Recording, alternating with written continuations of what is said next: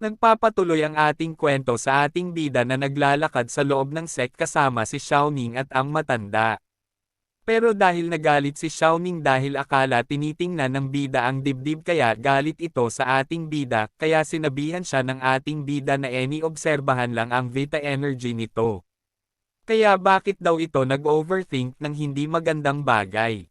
Pero hindi naman nakinig si Xiaoning dito kaya tinoro niya ang ating bida at wag na daw itong magdahilan pa. Pero hindi naman nagpasendak ang ating bida dito dahil daw ang vital energy daw ni Xiaoning ay napakahina kaya nagtataka lang daw ang ating bida dahil pareho lang naman daw silang mga estudyante pa. Kaya tumigil na daw itong magdada ng buong araw at mas mabuti daw na mag-isip ito ng magandang gawin para man lang daw makaambag ito sa kanilang bansa. Pero sinabihan lang naman siya ni Xiaoning na hindi daw nito naiintindihan ang pinagsasabi ng ating bida. Kaya dahil sa inis ni Xiaoning sa ating bida ay sige daw kung talaga daw na inobserbahan ng ating bida ang kanyang vital energy ay tumgel na do ito sa pagtingin. Dahil ang vital energy niya daw ay mahina, hindi siya nararapat para sa cultivation, kaya wag daw siyang ikumpara ng ating bida sa kanya. Sa isipan naman ng matanda habang nag-aaway ang mga bata, ay ang kanyang apo daw ay hindi pwedeng maging habang buhay na single. Dahil kahit na siya daw na matanda ay alam ang ibig sabihin ng pagmamahal. Kaya na-emejay niya pa na magpapaskal na lang siya nang naghahanap ng partner ang kanyang apo. Habang ang ating bida naman ay napahinto dahil may naisip ito. Dahil ang vital energy daw ni Xiaoning ay parang hindi lang daw mahina pero parang may nakabara daw dito ng hindi malamang dahilan, kaya hindi daw talaga maintindihan ng ating bida pero baka guni-guni niya lang daw yun. Nagulat naman si Xiaoning sa sinabi ng ating bida dahil wala pa daw nakapagsabi nun sa kanya kahit ang kanyang lolo. Sumagot naman ang ating bida ng may pag-aalinlangan na siguro daw ay mahina pa ang cultivation level ng ating bida at hindi pa sapat kaya daw nakakakita ang ating bida ng hindi tama. Kahit salamat naman daw kung ganoon ang nangyari sambit naman ni Xiaoning. Habang tinitingnan naman ng matanda ang ating bida at ang apo nito ay napaisip na lang siya. Na ang dalawa daw ay mayroong hindi pagkaintindihan pero daw ang kaaway ay pwedeng maging kaibigan at sa nga daw aging ganoon ang angyayari.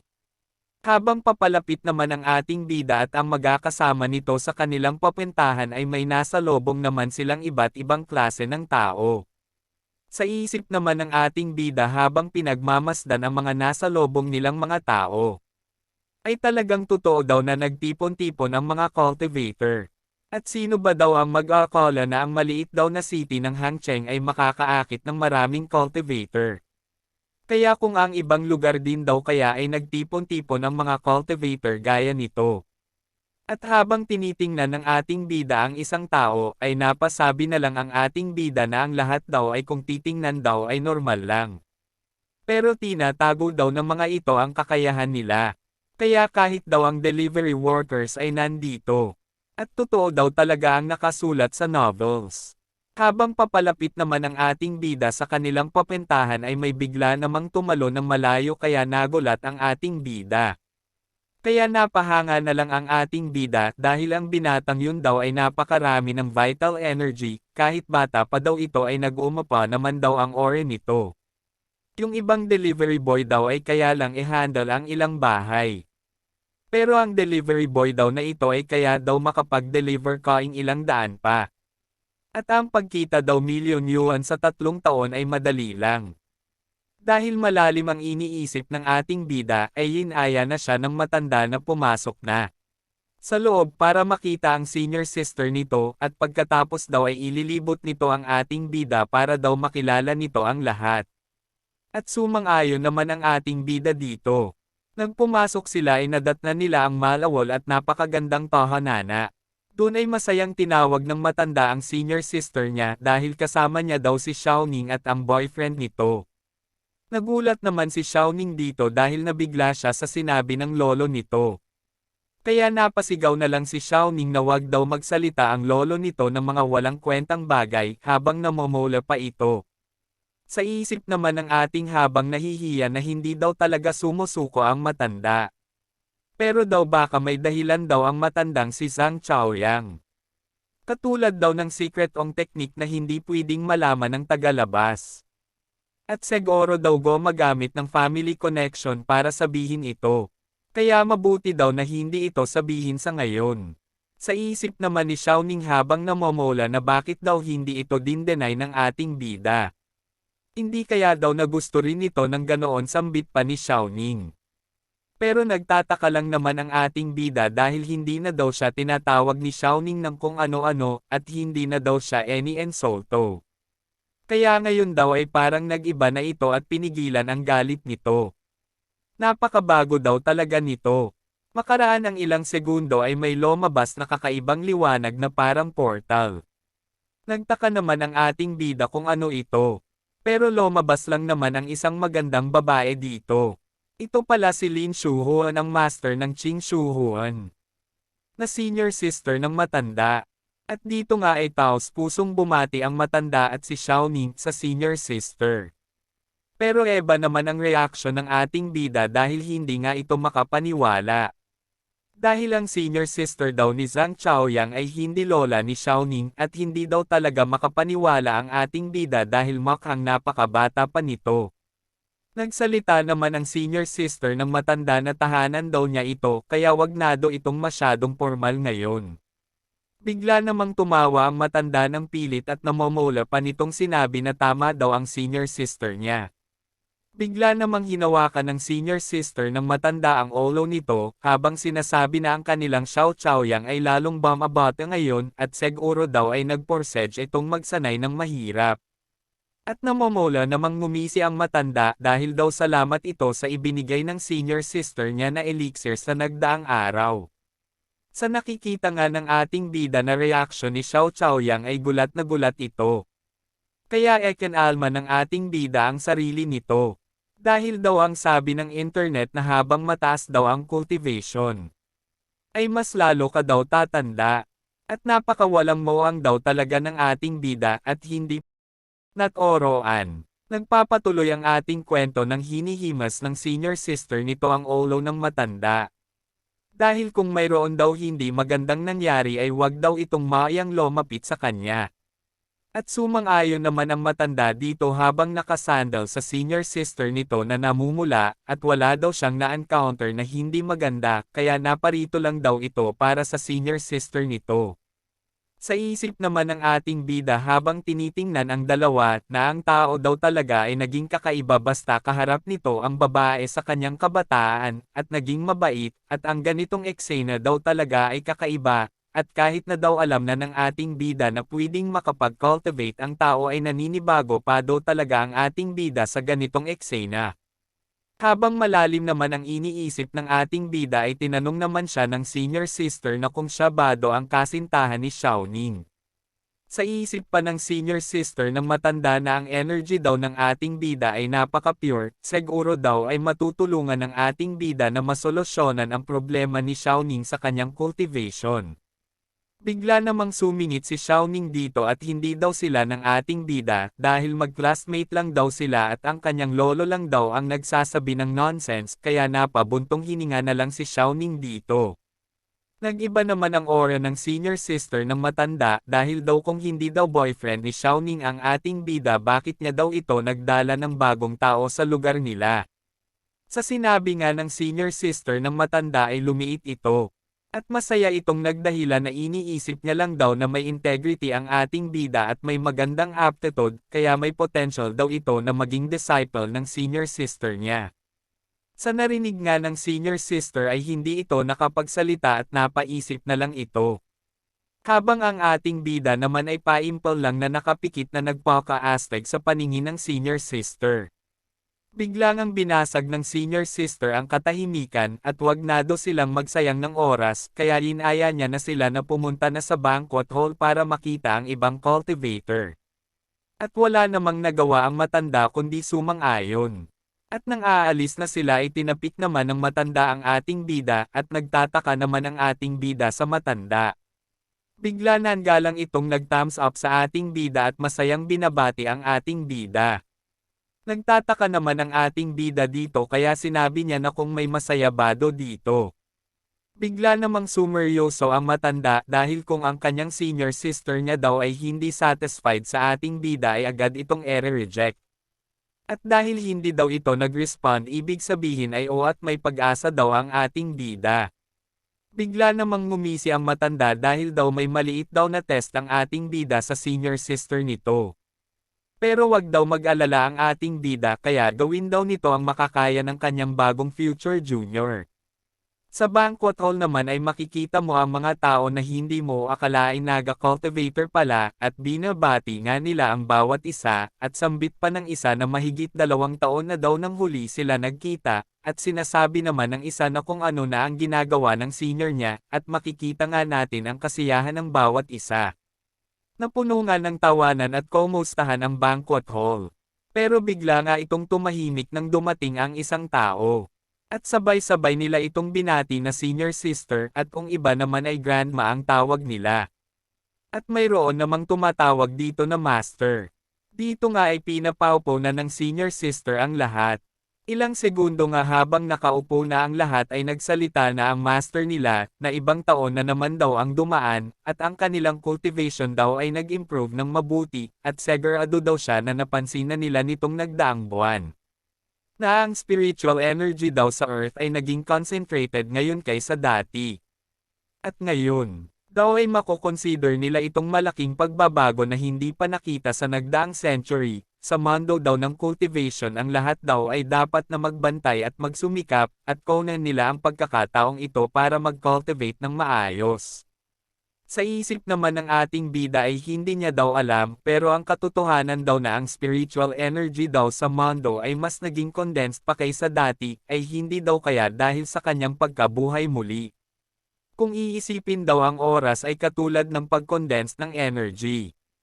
At nagpatuloy nga sa pagsisilita ang master na sa taong ito daw ay patuloy nilang sundin ang nakasanayan nila at mag-aayos sila ng maliit na event at kung sino daw ang mananalo ay makakatanggap ng magic weapon galing sa Langhuange.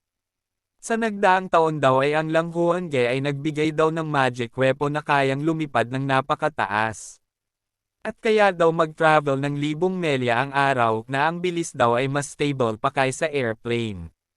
At naging masaya nga ang lahat dito at sino daw kaya ang mananalo sa taong ito. Nagsabang naman ang kalbo dito na siya daw ang mananalo.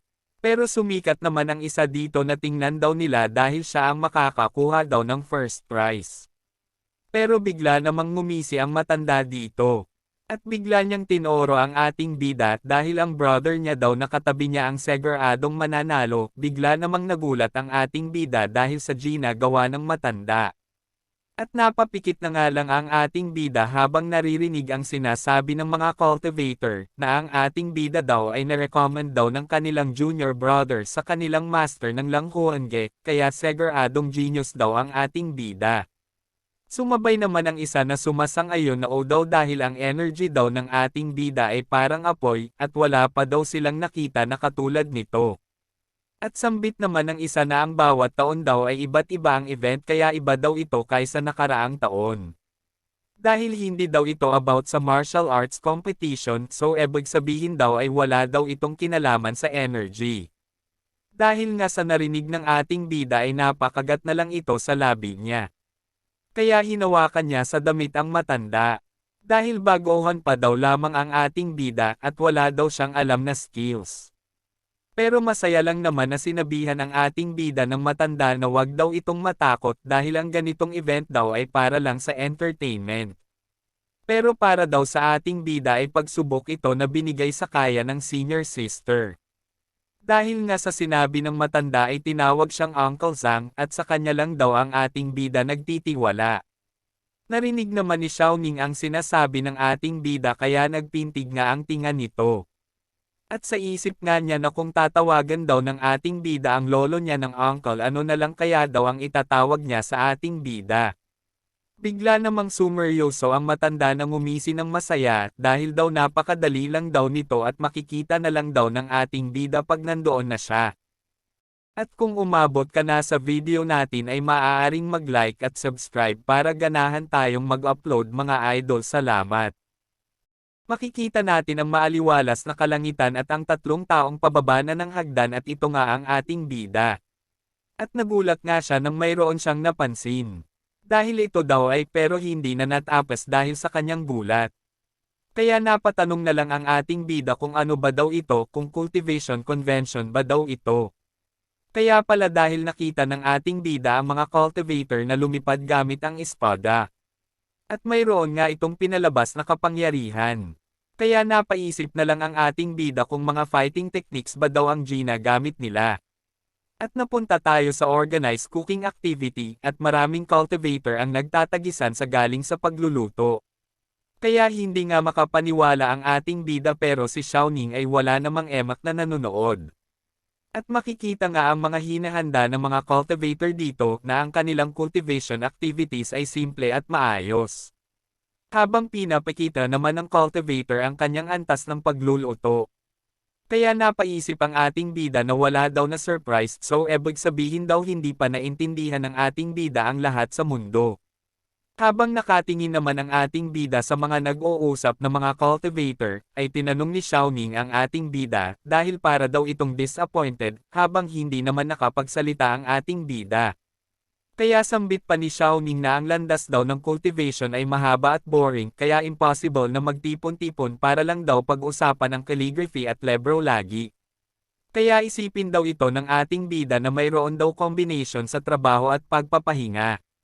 Kaya mayroon daw talagang activity na ginagawa bawat taon para naman daw makapag-relax sa ganoon din sa time sa pagpapalakas ng mga ugnayan. Dahil ang master daw dito ay normal lang ang kanyang hobby ay pagkain. Kaya daw ang makapanalo daw ng kanyang tiyan ang siyang mananalo. Kaya nato anong ni Xiaoning na kung napag-isipan na ba daw ng ating bida ang kanyang lulutuan habang may mukhang pag-alala. At sa pakiramdam daw ni Xiaoning ay napakainit ng panahon sa araw na ta. Kaya wala daw siyang ganang kumain ng kahit ano. Kaya paano daw kung magluto ang ating bida ng kakaiba kung kunting maanghang at tamang-tama lang ang lasa. Habang makikita naman natin ang mga nagluluto na busy sa kanilang ginagawa.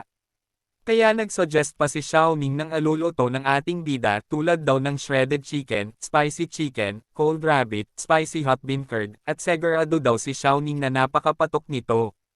Habang ang ating bida naman ay tinitingnan siya nang nagtataka kung anong sinasabi nito. Sa isip naman ni Xiaoning kung naiintindihan ba daw ng ating bida ang kanyang suggestions. Habang patuloy ang ating bida sa pagtingin sa mga nagluluto, sinabihan siya ni Xiaoning na ang master daw at galing sa Chuancheng, at sino daw ang nakakaalam, at siguro daw ay hinahanap nito ang lasa ng katulad sa hometown nito. At hindi pa daw siya sa pagsabi ng lahat. Sa isip naman ng ating bida habang tinitingnan si Xiaoning ay iniisip daw siya ng ganoon. Kaya napaka-cute daw nito. Kaya sinabi na lang ng ating bida na alam niya habang patuloy pa rin sa paglalakad. Sa isip pa ng ating bida na napakatanga niya daw noon dahil sa babae kaya sinanay daw ng ating bida ang katawan niya para magkaroon ng cooking skills. Kaya naalala pa doon ng ating bida ang maraming request ng kanyang taksil na kasintahan, gusto daw nito ng garlic fried ribs, French-style garlic lamb chops, at gusto rin daw nito ng tonkotsu ramen, kaya naniniwala daw ito na mahal siya ng ating bida dahil late siyang pinaghahanda ng ating bida ng masasarap na pagkain. Sa nakaraang buhay daw ng ating bida nang dahil kay Zhang Weifen's panglasa ay napaka-sensitive, kaya nagtrabaho daw ang ating bida ng maegi at sinanay ang kanyang cooking skills. Dahil dun daw ay natutunan ng ating bida ang lahat ng dishes sa 8 major ng culinary schools sa Sichuan, Guangdong, at Fujian. At kahit na daw ang French at Italian dishes ay napakaayos. Kaya hindi daw talaga maisip ng ating bida ang pagiging tanga ng dahil lang sa babae ay hindi magtatapos sa walang napala pero pati ang cooking skills daw ay magagamit ng ating bida dahil sa effort niya noon. Kaya nakatayo na ang ating bida sa kanyang pwesto at pinagmamasdan ang kanyang gagamitin. Habang ang Eva naman ay busy parent sa kanilang paghahanda. Kaya napansin ng master ang ating bida na walang ginagawa at nakatingin lang ito sa kanyang gagamitin. Pero wala namang emak ang master habang tinitingnan ang ating bida. Pero patuloy pa rin ang ating bida na walang ginagawa habang ang iba ay busy na sa pagluluto. At makikita nga natin na ilang minuto na ang nakalipas at nakapikit pa ang ating bida. Kaya nasabi na lang ng matanda habang tinitingnan ang ating bida na wala daw itong ginagawa habang nakatayo lang at siguro daw ay hindi nito alam ang gagawin, ni hindi nga daw ito marunong kahit maghiwa ng gulat. Kaya naisip ng matanda na sayang lang daw ang pagpuri niya sa ating bida. Pero dito nga ay nagsalita ang master at wag daw magmadali ang matanda. Dahil sa edad daw ng matanda ay napaka-manipin parent daw nito. Dahil ang pagluluto daw ay parang cultivation, hindi daw ito pinagmamadali. Habang unti-unting minumulat ng ating bida ang kanyang mga mata ay ano daw kaya ang lulutuan niya. At napansin nga ng ating bida na napakarami daw ng mga favorite dishes nito. Kaya nag-umpisa ng konan ng ating bida ang kanyang paglulutoan. At habang nagsisimula ang ating bida sa pagluluto ay masayang sinasabi niya na lulutuan niya daw ang lahat. At dito po muna mga idol, pagpasensyahan nyo na lang po dahil mensan eba yung boses kasi po baguhan pa po tayo kaya sana ay suportahan nyo para tuloy-tuloy ang kwento natin. Salamat.